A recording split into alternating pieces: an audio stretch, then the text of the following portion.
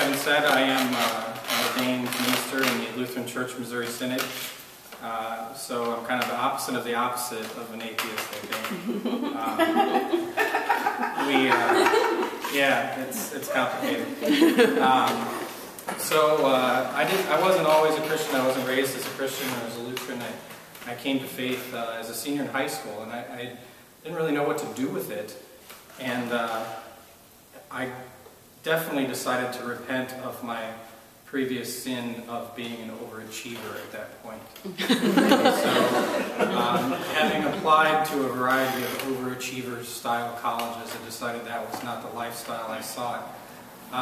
My pastor one day said, well, why don't you apply to Concordia, which is our network of little liberal arts / education colleges all over the country. And on a lark I did. And so I ended up going there. And while I was there, I originally was going to be a teacher, but then I decided to pursue and study for the ministry. And it just seemed like the right thing to do. I never had any great conversion experience or, struck by lightning sort of thing. But then I grew and grew and grew in it, and it was very exciting. I was really enjoying it, but you hit those places in college especially. It's hard because a college, university, even a church college, church school, if you went to parochial grade school, you understand that, you have this idea that church people are supposed to be nice, and of course they're not, but they're supposed to be. But then you're in this institution that has rules and laws and procedures and things that you're supposed to follow. And the disconnect to that was difficult for me. So I went to this little college in suburban Chicago, which was a very nice experience. And in order to pay the bills, because they couldn't pay the bills just training people to be pastors and teachers and whatnot, they had an English language school. So people from all over the world would come and stay in our dorms and eat in our cafeteria, and they would study English, and it was awesome. I got to meet people from all over the planet, and I got to be really good friends with a group of people from Argentina. And so I had been working very hard and saving my money, and my parents would give me money and I would say that I'd been a good boy, with the idea of maybe buying a car when I graduated. But instead I got this brilliant idea. I'm going to go to Argentina when I graduate. Everybody else can have cars, and I will bum rides from them. I'm going to Argentina. And so I did. I went to Buenos Aires the summer after I graduated, just about a week after graduation. I flew from Chicago to Buenos Aires, and it was incredible. And what I didn't realize, what had never occurred to me, all of my classmates were basically about the same. They were people from small towns in Michigan and Wisconsin and Minnesota that were studying to be a Lutheran teacher or a minister of something. They were mostly lower to middle class, nothing too exciting, just generic Midwestern white folk. No offense, Plato. It's okay.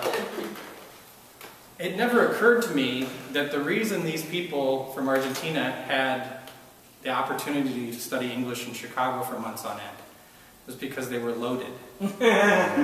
And so I got there and I discovered one of the operating principles of my life, which is if you can't be rich, have rich friends. It was awesome. Buenos Aires is an incredible city to be rich in. And it was a fantastic experience, and Argentines are incredible people. It was a wonderful time. And one of my friends, Alejandra, was particularly loaded. Her parents had separate apartments, 2 buildings away from each other. They're still married, they still ate dinner together. They just had separate apartments. You know why? Because they could. Because they were rich. And they also had a ranch out in the Pampas, near the city of Mar del Plata. And Alejandra decided that I should get some gaucho experience, not just Buenos Aires experience. And so she and a couple other friends of hers and some friends of mine from Chicago all went to Mar del Plata for the weekend. And it was really cool. We had a really good time. We drove down. I drove down with my friend Javier and Fabian in Fabian's Peugeot. They still bought Peugeots in Argentina in the 1990s. And it was a beautiful drive down the coast of the Atlantic. They kind of built this causeway that the highway was on so that the tides and stuff would not affect the drivers. And so you're on this raised highway, and you look out that way, and it's the South Atlantic Ocean. And you look out that way, and it's as far as the eye can see, it's the Pampas, and it's just beautiful. And so we went there, we had a great time, and I got to ride a horse under the stars of the Southern Hemisphere into the middle of nowhere with the most beautiful sky ever, and it was just an incredible experience. And then we were coming back, and I was in the back seat with Fabian and Javier. Fabian was driving. And I was asleep. It was late at night.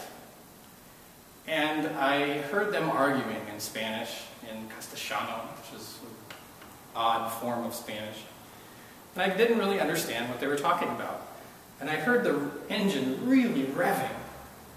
And so I wake up and I sit up, and my first thought was looking forward. You know how sometimes when you're driving, especially, you know, in the Midwest maybe, and you're coming around one of those odd little curves, and you kind of get that illusion that the cars on the other side of the highway are coming straight for you? That's what I thought. I'm like, it looks like that car is coming straight to us. And then I looked, and we were trying to pass a couple of tour buses. And there were a couple cars behind us.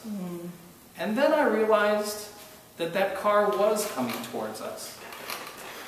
And then I realized we can't get back over because there are cars behind us and there are cars to the side. We can't go off to the left because it's a several-foot drop. I'm going to die. And my first thought was, they're going to have to ship my body back to the United States. My mom is going to be very mad. And it was the weirdest thing, because I was absolutely convinced that I was going to die.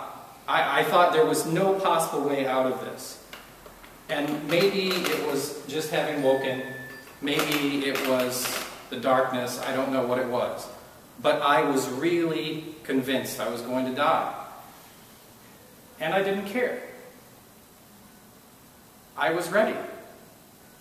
And it was at that moment that I realized that the creed that I confessed every Sunday, that the ministry that I was pursuing, I really believed it.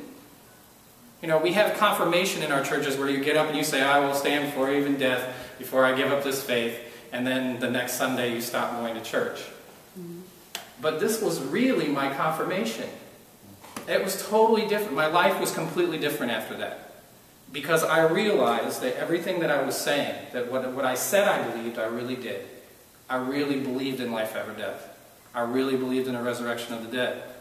And that really was the comfort that the pastor always talked about. And so my life was changed from that day. And I'm here today, and I still believe that. And I don't think that I would have the confidence that I have in what I believe if I hadn't had that brush with death. Now somehow, at the very end, we managed to get in front of the bus, and we didn't die, obviously, and we made it back to Buenos Aires, and we went clubbing that night. But my life was changed. So, thank you very much.